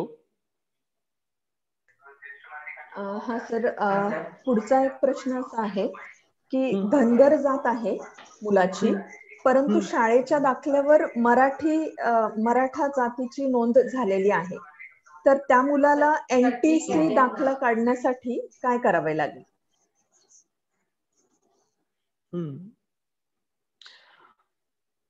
ज्याला कोणाला जातीचं प्रमाणपत्र काढायचं आहे त्याच्या शाळा सोडल्याच्या दाखल्यामध्ये आपल्याकडे जात जी प्राप्त होतं ते अर्जदाराचे वडील, अर्जदाराचे आजोबा किंवा त्यांचे पूर्वज यांच्याकडून प्राप्त होतं. म्हणजे काही मुलं आता शाळेमध्ये शिकताना त्यांच्या शाळा सोडल्याच्या दाखल्यामध्ये जात पण लिहिली जात नाहीत. जे काही कॉन्व्हेंटमध्ये शिकलेले असेल किंवा कुठे काही लिहिलीच जात नाहीत, ब्लँक असतात, किंवा हिंदू लिहिलं जातं किंवा OBC काहीतरी लिहितं, ओपन लिहितात.